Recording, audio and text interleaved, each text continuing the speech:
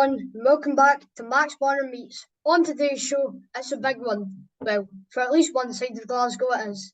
He is two-time European Cup winning player and a treble winning manager. He was in charge of a successful European campaign with Celtic, getting them to the 2003 UEFA Cup final. He's an idol to Celtic fans all around the world, and especially my dad. It's the one, the only, Mr Martin Oneill. Hi, Mr. Oneill, and how are you today? Thanks for coming on the show. No problem. A couple of things. Number one, thank you very much for inviting me, Max. Much appreciated. I'm much appreciated that you're on the show. Yeah, well, so okay, and I'm waiting to hear what both of us have to say to each other. Right. You started your football career at Lisburn Distillery. You had quick success, winning the Irish Cup in '71. You scored twice in the final and then qualified for the Cup Winners' Cup, playing and scoring against Barcelona. How was this experience at such a young age? Right. Well, obviously it was terrific for me because my ambition for quite some time was to play in the English League, to play in the big division. Premier League. To play, which is called the Premier League now. It was called League One back in the day. It was, yeah, First Division as they called it. So if I refer now from here on in, I'll just call it the Premier League, which is easier for people to. Okay, so that's what I really wanted to do, and this is going back quite some considerable time. So I was playing for Distillery. We had, as you mentioned, won the Irish Cup, which allowed us to go into to play in European football. We played against Barcelona. I scored the goal, and of course that gave me a lot of traction at the time. And then there was a genuine interest from English league teams, and therefore, as a consequence, I joined Nottingham Forest, and that was great because that was the start of my ambition. How did you get the move to Forest? Well, again, I think the goal against Barcelona helped. But the following week or 2 weeks later, I was chosen to join up with the squad for Northern Ireland. Northern Ireland were playing an international game against Russia, and I was picked to join the squad. I played in the last 20 minutes of the game, which essentially was my debut, and as a consequence, the manager, Nottingham Forest, signed me just after that for the fantastic amount of money of £15,000. It's not much for that these days. People are getting signed for 200 million, 100 million. Absolutely. I'm not so sure it was that much in those days either. I know. Yeah. Would you say it was a tough start at Forest, getting relegated in your first season? Yeah. For me, it was a wee bit different in the sense that I scored on my debut. Then I scored against Manchester United, and I really thought this was a really easy game. As it turns out, it's not really. Yeah, it turned out to be a bit more difficult than I thought, and so the club get relegated that particular season. But because it was my first season there, I didn't attach too much blame to myself. Maybe that was rather selfish of me, but I didn't really. I was starting to get into football. They were down at the bottom of the league when I joined, so our position didn't really change that much anyway. But at least it was a great experience, and obviously we were hoping to bounce back into the Premier League immediately, but it didn't happen for a couple of years. Mr Clough was appointed in '75. What did he change to make the team start moving in the right direction? Well, he was obviously a terrific manager.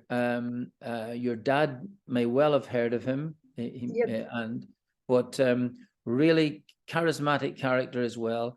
Brilliant at his job, really brilliant. And he, because he was so well known, for him to come to us was an absolute privilege for us to be working under him. So he had an assistant called Peter Taylor, who didn't come immediately to Forest, but it came about 18 months later. And when the two of them got together again, they were really a formidable partnership, really, really terrific. So the two of them added some extra players to us, got better players in, and obviously those players who were still with us, or still with the club, myself, John Robertson, who was a Scottish international player, and a few other players. Then we gelled with the players coming in and really started to go places. Got promotion, then won the what would be called the Premier League first time of asking. That's like Middlesbrough going up now and winning the Premier League. It's not going to happen too often. Surely this will never be done again by any other team. I do honestly don't think so. I really don't think it'll be done again. Oh, neither do I. Mr. Clough didn't have the typical training days for you guys. I did hear that sometimes a jog and an ice cream by the river were involved. Can you confirm or deny this? I'm afraid I'm going to confirm it. Yes. I'm going to confirm it. Yes. He had unorthodox methods, training methods. He would give the players quite a number of days off because he expected when we played the big games that our effort would be so big that we would need time off to recuperate. So his methods were strange, but you have to say very successful because very successful. That's the point. We won the big trophies, so there can be no argument that what he was doing had to be proved right in the footballing sense. How would you say any modern day players would enjoy this type of training? Right. Okay. It's a good point. I think some would enjoy it because some players would like a few extra days off from training. Yeah. I think a lot of players would probably find it a little bit strange. But the truth is this here, whatever you're doing, if the manager is doing something that you might consider unorthodox, but it's working, then just keep going with it. Keep going with it. Absolutely. After getting promoted to League One, which is now the Premier League, you won it in your first attempt. Could you quite believe that it had happened? No, that was because we were obviously playing against the big boys at the time, Liverpool, Manchester United, Tottenham Hotspur, all those big teams were playing, and but we got onto our run at the time, and our run continued for 42 league games where we were unbeaten. We just kept going. We kept going, kept winning matches.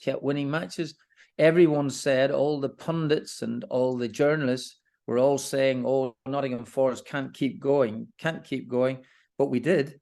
And by the time that people started to realize that we might be a pretty good team, we had probably won the league by that time. This was the team's first run in the European Cup. What were your hopes, and did you believe you could win it? Right. I think that, we were fortunate and unfortunate in many aspects, because when we won the league, as you say, now it means that in those days you go into play in the European Cup, or the Champions League as it's called today. Then we were hoping that we might draw against an Italian team or a Spanish team, but we were drawn in the first round against Liverpool, who were the reigning champions. So you thought you were going to go away on a nice holiday or something to play football? No, you just get flighted straight back into Europe. Absolutely. And then all we got was a bus journey up to Anfield, So, but when we beat them, then of course it opened up for us, because they had won the European Cup the previous year. So when it opened up for us, I think then we thought that we would have a chance of winning it. Would you say it was a daunting task playing Liverpool in the first round? Of course, yeah, because I know that we Nottingham Forest played very well against them and really had the Indian sign over them. But that Liverpool team that had Alan Hansen, Kenny Dalglish, Graham Souness, all of those players, again, that you might not have heard of, but your dad would have done. I've heard of Kenny Dalglish, also a Celtic player. Of course. Started his career at Celtic. Of course. How silly of me. Of course.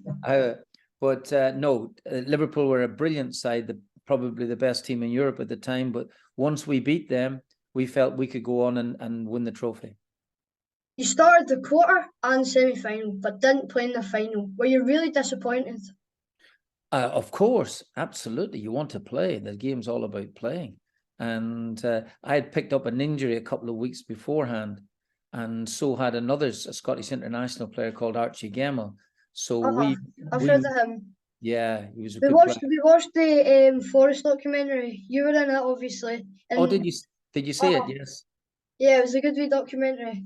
Yeah, it was absolute, and he was injured as well. He would definitely have played had he been properly fit, and but the two of us missed out. We declared ourselves fit enough to be on the bench, but when you're on the bench and don't get on, it's a different matter. Then it's not the same. My dad's done the same as you, basically. Played in every round bar the final. But he got benched in the final because he got an injury, as usual. Yeah, right. And just he didn't feel part of it, I bet, did he? You know, it's a different... it wasn't the same, because you would love to be on the pitch and win the cup with your team, but when you're on the bench, you don't really get on and feel what it's like to play in a final. You're spot on, and your dad was absolutely spot on. So it's the same feeling, whether it's a European Cup final or whatever sort of game it is. It's the same feeling. But luckily for me, there was another chance the following year when I did play in the final. The 1980 European Cup. That was brilliant, really brilliant. You know, we beat Hamburg in the final, who were the German champions. And for obviously as a footballer, the highest accolade you can get at club level is by winning the European Cup or the Champions League. You played in every round bar one, but did the 79 final push you to make sure you got back in the starting 11? Of course, it's always a big push, and I think you're always trying to prove yourself every single time you play. I think these are so important because the team was in such a good run that you had to try and keep performances at a high level, otherwise you're going to get left out of the team. 2 European Cup wins for a club the size of Forest is quite a fairy tale and unbelievable. Looking back, you must be immensely proud of your record with that team. Yes, and as I mentioned earlier, we did have our record as well by going 42 league games without being beaten. That was the only team that have beaten us so far. Was the Arsenal team of I think it must have been about 2004. So we held the record for a long time. It's immensely proud, obviously, as you say yourself. A team the size of Nottingham Forest to win the European Cup twice is just an enormous achievement. Before moving on to your time at Celtic, we have to talk about you putting Cannavaro and Vieira in their place. I watched it on YouTube. Did you feel like they were trying to take the mickey out of you? No, I don't know. Fun enough, no, they weren't at all. They were just they're actually genuinely really nice people. Cannavaro I got on very well with, and Patrick Vieira was not. No, what had happened was that the presenter. It was quite funny. I watched it on YouTube. It was really funny. Yeah, it was the presenter of the program who had kind of got my temper up a little bit by saying that, oh, I see you wearing glasses, Martin, and being in the wall, a defensive wall. So I jokingly said to him, well, I didn't wear glasses as a player, which he knew anyway, but I'm just saying that's what made it half funny. And then I said that these two lads, I said, I don't know whether they know whether I ever played football or not. And that's when I asked them, had they ever won the European Cup? And both of them looked at each other quite sheepishly because they hadn't, although both of them, to be fair, had won the World Cup, but they hadn't won the Champions League. But you won it 2 times. That's 2 more than both of them combined. That's true. That's good. Glad you reminded me. So, getting the Celtic job, Sir Alex Ferguson recommended you to the Celtic board. Were you delighted to get his approval? I think that helped. I think it helped, really, but there were a number of big candidates in for the job at the time. And I'm just delighted that Dermot Desmond, who was the majority shareholder of Celtic, he was very influential in me getting the job. So I was delighted. He could have chosen other people at the time, but there I got the chance to do it, and I was really pleased. Were you a Celtic fan growing up, or did you ever watch any of Celtic's games? Well, of course, I was at a boarding school when I watched the 1967 European Cup final. All right. The game was live on TV, and of course I would know the team. Yeah, it was difficult from my particular background. You know, growing up in Northern Ireland as an Irish Catholic nationalist, it would be, you would be supporting Celtic. Celtic, you would either Celtic or Rangers, I suppose. If you were a Protestant, I suppose that would be the case. But I tell you what, we tended to do, Max. We all, we being all, not only my brothers, but obviously all their different families, Catholic or Protestant, tended to have an English team to support. You know, really, as much. Who was your English team? Who did you My support? English team was Sunderland. And the reason I chose Sunderland, I know you look rather perplexed there about why I chose Sunderland, but Sunderland had a couple of Irish players playing for them, three of them. Right. And I really liked them. I liked the players, and I loved the name of Sunderland. I know it was really, really good, you know. So that would have been my English team. But of course, I think that always cheering on Celtic would have been a big thing. Came in at worst time, 21 points to make up on Rangers. What was your plan to turn this around? Well, that's a good point.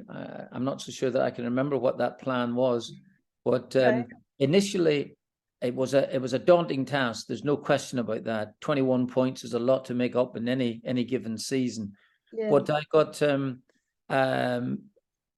I think that Henrik Larsson was getting back to fitness. He had played in the European Championships for Sweden, and that was a big help. And then with Mark Viduka leaving the football club, we bought Chris Sutton. And Chris Sutton was a big signing for us at the time. So he came in early. I signed Jos Valgaeren as well to Didier Agat. And with a couple of other... What did you see in Didier Agat to move him to right wing back?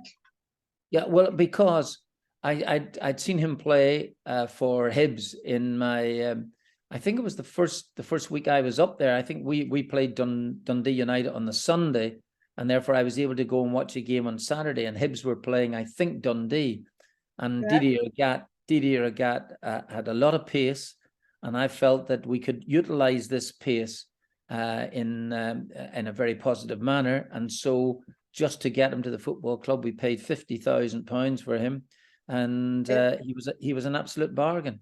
So with Chris Sutton coming in, Jos Valgaeren, those players coming into the football club were very, very important to us. And eventually changing Johan Malby from centre midfield to centre back, I think all of those things were terrific, really. Improving on the players already there, how did you go about that? Well, I think I don't think it was too difficult, really, because we had really some good players. You know, we had like Tommy Boyd was an excellent player, had proved himself throughout his career. Then with a young player called Stilian Petrov. Oh, I know who Petrov is. Yeah, Stilian was a fabulous footballer. He was a little bit overweight. He had come from Bulgaria. But once you got him fit, he was fantastic, and he took his place in the team. And he had a lot of courage. He had a lot of playing ability as well too. And he was one of the goal scorers against Rangers when we beat them 6-2. So on the topic of the 6-2 Old Firm match, how were the nerves, or was it more exciting? A bit of both, I think. Really, I think you'd obviously be nervous. You want to do well. You're up against an absolutely top class side in Rangers. It's a big test for us, and so a bit of nervousness, real excitement. Obviously, I'd never witnessed an Old Firm game live, even to watch it live. I'd not seen that, and here I am thrust into this as my first ever Old Firm game, and I'm the manager of Celtic. So of course, great excitement. I went to the 4-0 one. That atmosphere was great, but how was the atmosphere at the 6-2 game? Extraordinary. Anybody will tell you, absolutely extraordinary. And the manner in which we played, we scored 3 goals in the first 11 minutes of the game. 11 minutes? 11 minutes. We were 3-0 up after 11 minutes. Do you think that day you laid down a marker for the season? Oh, absolutely. No question about it now. I wasn't so sure at the time, but when I look back in hindsight, very much so. Yeah, big marker. Right. Now be honest with me. Was Chris Sutton's goal offside? Which one? the first one. Well, if it was, it would have been marginal. It must have been very, very tight. We didn't get... I would have called it off. They give nothing to Celtic. Okay, right. So, do you know what? I honestly think the way we played, it is great to get a first goal, and that becomes vitally important, and I accept that and totally. But we played so brilliantly in the game that I honestly think that even if it had been ruled offside, we would have still have won. You went on to win the club's first treble since Mr Steen's team. This must have been beyond your wildest dreams when you walked through the door. Yeah, I think it was to win it in my first season was really terrific, and I hadn't realised that it hadn't been done since Jock Steen had done it, I think in 1969 or something, was it? Yeah, it was 69. So that was obviously a great feat, but anything to emulate what the great legendary figure of Jock Steen did was terrific. So that really splendid news all round. Winning the title gave you a crack at the trophy that you have history with, renamed the Champions League. Why are you looking forward to locking horns with the Europe's Elite? Of course, yeah, this is where, and I think that this is where Celtic hopefully want to be judged, really. And the reason that that's the case is because have a history in the competition way back in 1967 with the best team that Celtic have ever had. Obviously, you know, until somebody else wins the European Cup, Celtic will always, you know, that 1967 team with fabulous footballers, Jimmy Johnson, you could name the lot of them, really brilliant players, and obviously a fantastic manager. So for us to get into European football, people start to talk now about, oh, it's a learning curve. But I never thought about that. We picked up 9 points in the and didn't go through into the knockout stages. We were, and 9 points generally in a group would be almost 99% times that would get you through. We had a bad decision against us in the opening game that we played against Juventus. The penalty against Juventus in Turin. Yeah, it was shocking, really terrible. There's the iconic line. Yeah, no, absolutely. So I'm reiterating what I said on TV after the game was over. Shocking. So that should have never have been a penalty, by the way, come from anybody's point of view. Yeah, and the problem but being in a group with only 4 teams and you only have 6 matches, it's hard to peg that back, particularly against a side like Juventus. We had a marvellous game against them where Chris Sutton was terrific. We beat them 4-3 and give us 9. My dad was at that game, and he was also at some of your other games. He said that it felt like you could beat anyone at home at that time. Is that the way you felt? Yeah, I did, absolutely. It wouldn't have mattered who the opposition were. I felt we could win. That was the whole point. And of course, that why would we do that? Is because we had a good team and also the crowd right behind you. European nights are very special, young man. Yeah, really, they are really good because I've been to a couple. They're really good and I really love them. Yeah, and honestly, nothing like it. The atmosphere is so phenomenal.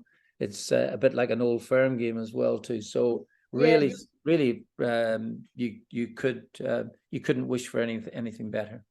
Moving on to 2003 and Seville, did you believe you had built a team to go so far in the UEFA Cup? Well, yes, I think that we had at the beginning of the season, we got beaten by Basel in a qualifying game where we actually should have gone through. It was a 2-legged affair. This was to take you into the group stages of the Champions League. Okay. And we won the first game having come from a goal behind. We won 3-1. We lost 2-0 in Switzerland. But I must admit we missed a great chance just at the end of the game, and we would have gone through. Now that meant that then we had to focus on the UEFA Cup. That we did, and some of those matches were just extraordinary. Beating Blackburn Rovers, who were strong, and you beat Liverpool, didn't you? Beat Liverpool along the way. So we always felt as well too that we were flying the flag. For Scotland, for Scottish football as much as anything else. So when we were able to beat Blackburn, who were very strong at that time under Graham Souness, and then beat Liverpool, who were exceptionally strong, I thought it put down a marker for at least for Scottish football. Do you think they win shut a few folk up down south? Oh, well, absolutely. Yes, of course, because sometimes the league in Scotland, despite the fact that it houses Celtic and Rangers, can be looked upon rather disparagingly at times down south. So this was a great mark. It showed you that Celtic, and I believe that Rangers were every bit as strong as us at that time. They, if the two teams had been or played in the Premier League, we'd definitely be finishing in the top 6. Yeah. Watching the final back, the team played excellent, but in particular, Henrik Larsson, he was superb that night. But how was he to work with? Very easy, in fact, Henrik. And I think a lot of really great players are actually quite easy to work with.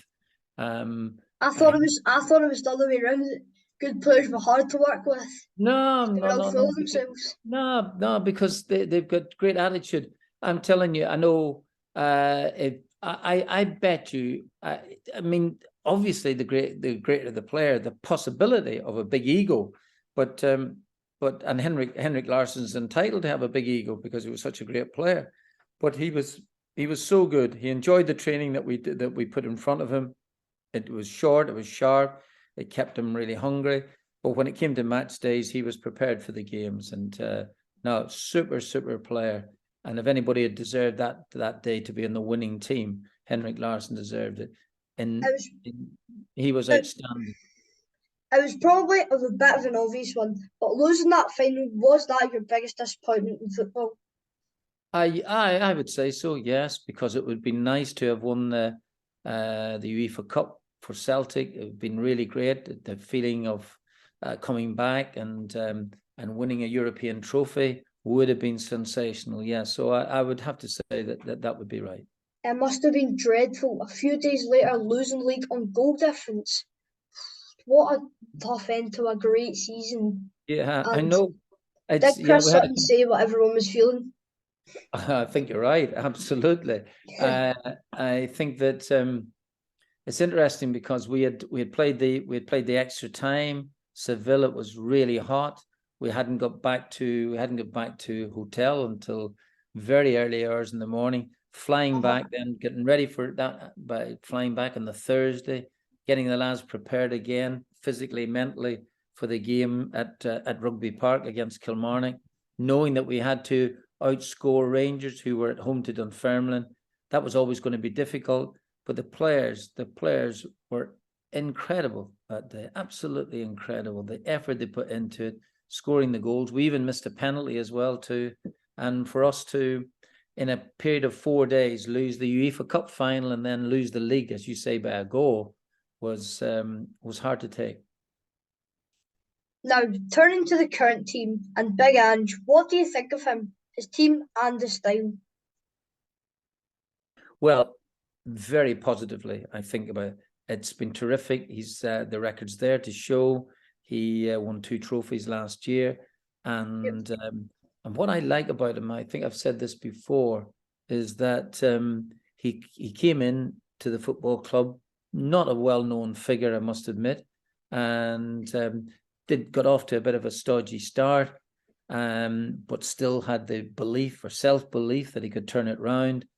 Signed some players that perhaps weren't well known in the European market, and all, bar very, very few, have all done exceptionally well. So a combination of those things, and particularly when you haven't got off to a great start, people asking questions about you, but he turned all of that around in very quick time, and has done brilliantly. The team play a really exciting brand of football, and even in some of the matches in the Champions League, I think that they were a bit unlucky.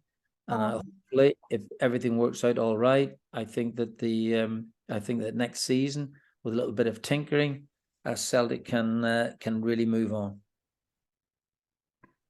What players would have got on your side?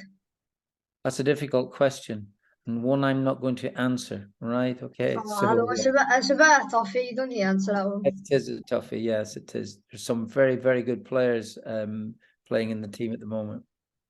Do you get up to watch many games at Paradise? I haven't seen. No, I tend to stay away as much as possible because it's so well known there. Everyone just ambushes you. No, not necessarily. Although I mean, I'm very well treated by the fans, but no, it's just letting Ange get on with it. He's doing really well. Doesn't need any sort of interference or any sort of side issues. I did come up for the game when the league was won, and that was a fantastic day. Absolutely, That was a really good game. really, It really was a good fantastic game. day. So no, young man, if you invite me up, I shall come up to maybe one of the, if little bit of luck. Hopefully, you could come up with me and my dad sit next to us in our Come to regular the. seats, or maybe you could get us in the VIP seats, maybe. You're getting rather cheeky. So, but yeah, I will. I try and make it my business, if all being well, for next season, maybe Champions League football. So, looking back at a time with Forest and Celtic, here are a few quick fire questions to finish. Okay. Best player you've played with and managed? Again, that's really tough. Best player played with, well, a little Scottish lad called John Robertson. He was a really terrific player, very influential in Nottingham Forest, great European runs. That would have been, he's very good. There are other players who had different assets, different attributes. Some players who were much quicker than him. Trevor Francis was a good player. I played with Northern Ireland side, some really good players as well too. So it's a difficult one just to name one. But if you're talking about an influence in a side, then John Robertson was as good as any. Who was the best player you've managed at Celtic? Not going to tell you. Worst and best trainer at Forest and Celtic? Oh, good Lord. You mean as a player, or as I viewed it from a manager, Both. Right. The worst, the best trainer at best trainer possibly, maybe John McGovern might have been. That John was good, strong trainer. Yes, it wouldn't matter what distances John could cover. He wasn't the quickest player, but he could do long distance running, which I hated. He could do he could do that very well. He was a good trainer, and a couple of us were quite slack in training at times. But when we saw the manager, right, Brian Clough, coming over the horizon, coming down to the training, we soon bucked up then as well too. So, but the training itself, by comparison or contrast to other football clubs, might not have been as severe as other clubs. But remember, we were playing a lot of games during the season, maybe as many as 60 competitive games, easily enough. And we hadn't the biggest squad in the world, so perhaps Brian Clough had it right in terms of resting us. Mr. Clough or Mr. Steen? Well, well, naturally, you mean as well, both phenomenal. Yeah. Well, Jock Stein winning the European Cup, but then so did Brian Clough. I know. Both of them won. Kind of even. So kind of even, yes. So I think Jock Stein a magical figure, and so was Brian Clough. So every single time I think about some compliment to pay one of them, I could pay the same compliment to the other. Both phenomenal managers. Two great guys and two great managers. Yeah, absolutely. Well, I don't know Jock Stein well enough, but I certainly knew Brian Clough, having worked under him. I might not call him my best friend ever. In fact, might not have done that at all, but he was a fantastic manager. Nottingham Forest or Celtic? Two different things again. Nottingham Forest were 10 years of you don't need to answer that one. I was just throwing that one in there just to That's okay. But Nottingham Forest were, as a player, 10 years. Football club. The last 5 years were fantastic and worth every minute of being a professional footballer. And Celtic, of course, was just fantastic time. Just to let everyone know, Mr. Oneill has a new book out. It's called On Days Like These. It's all about his life in football, and this will definitely be what I'll get my dad for his birthday. So, Mr. Oneill, I just want to thank you again for speaking to me today and telling myself and the viewers some of your great stories. I have really enjoyed our chat and hope you've enjoyed it too. So, that just leaves me to say, let's stop wasting time and get talking. Thank you very much, man. Much appreciated. Thanks.